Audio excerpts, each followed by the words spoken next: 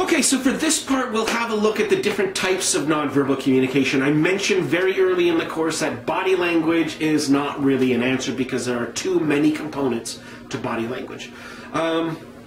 An interesting thing to be able to keep in mind is that sort of like in so much as nonverbal communication reflects things relationally, it's also the main way that we use to be able to pick up and send messages with regard to our emotional communication, whether we mean to or not.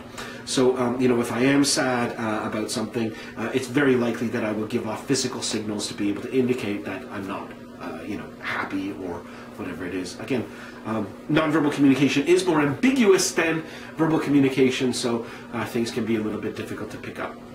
But in any case, let's have a look at a few of these types of communication. So the first one that we look at would be kinesics. So kinesics are the movements of the body. So as I've been gesticulating with my hands throughout the course of this video, these would be examples. So we're talking about in terms of gestures, right? Haptics is touch.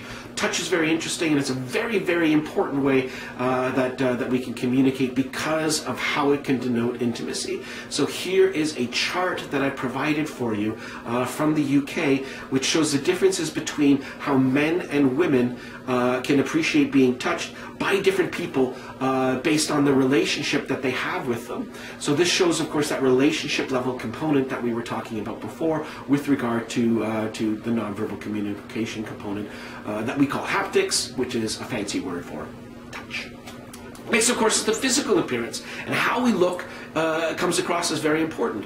We try along the way to say that, you know, our outward appearances are not important and we want to look into, you know, who people are. But there is a particular video that I'm going to ask you guys to watch and then sort of comment on that, try to be able to figure out, you know, what is it along the way when the physical appearance of the young girl in the video where now when she's dirty, nobody wants to help her, and when she's clean, she gets help within 2 minutes, and she has the nice clothing. So how we present ourselves physically, our physical appearance, absolutely makes a difference, right? So artifacts are the things that we carry upon ourselves. So these would be watches, you know, a pair of glasses, things that would sort of accent the way that we look in a lot of cases. In years past, our phones would have been big ones, but since phones have been given out with entire phone plans, they've lost a lot of their artifact significance. Our environmental factors, so the settings around us. So, you know, as a professor, it's probably a good idea to surround myself with all kinds of books here. We've got the Carl Jung that we've been talking about quite a bit in class, and you know, that kind of stuff. It gives you the professorial environment that we're talking about. Okay, so proxemics, the distance that we have between people when we talk to each other. So in the West, we normally talk in terms of elbow room. So between, you know, the actual physical contact and how far away my elbow room is, that would be considered personal space, or sorry, intimate space. Beyond the elbow to as far as I can punch, that would be personal space, and then beyond that would be public space. And this is a good example too of how these things are tied to a cultural component. Certain cultures, like Arabic cultures, are considerably closer in terms of what are the acceptable levels between sexes for people to have a conversation. So there's massive space for miscommunication there. Chronemics is a fancy way to say time. So how we use time is also a form of nonverbal communication. Cultures that are more agrarian don't take being late and these types of things particularly seriously. That's not a big deal if you show up in rural Ukraine and you said that you were going to be there, you know, around 2 o'clock and you show up at 2:30. That's not a very, very big problem. However, if you do the exact same thing in Germany, that usage of the time is reflective within that cultural context of the idea that you don't necessarily respect my time. It's disrespectful for you to be late, and these types of contexts become problematic. So time, of course, becomes an issue. Paralanguage. Paralanguage is a little bit confusing. Paralanguage includes all the things that we use when we're speaking except the actual words. So when we talk in terms of intonation, right? So for instance, if I say that she is from India, I could put the intonation on every single different word there and get a completely different word. So she is from India, indicating that there might have been a few people that might be from India, and she is the one that's from India. She is from India. So when I have that is there, what we're saying is you thought that for whatever reason she wasn't from India, but it turns out that she is. She's from India rather than she's from Bangladesh or Pakistan or some other South Asian nation like Nepal or Sri Lanka. And then finally, silence.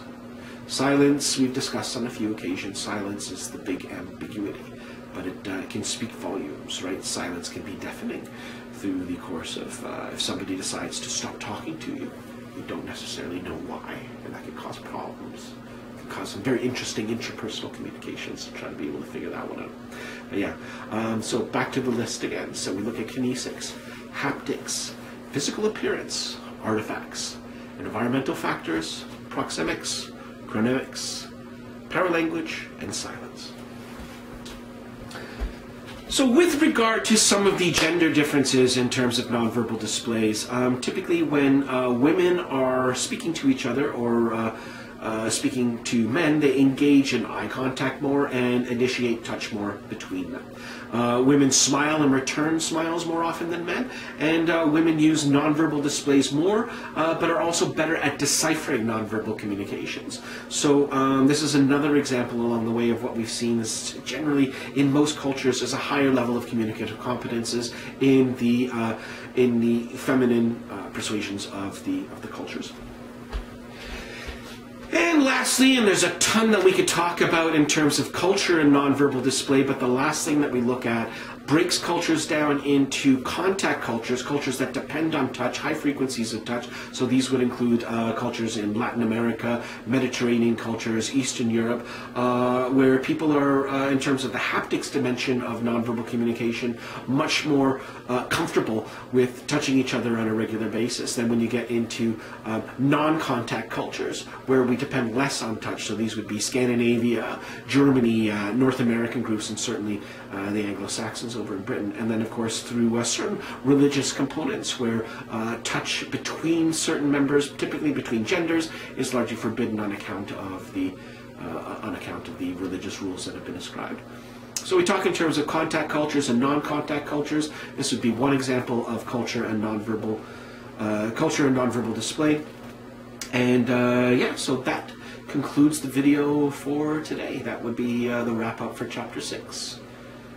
Our quiz is on Chapters 5 and 6 and will be available to us later in the week.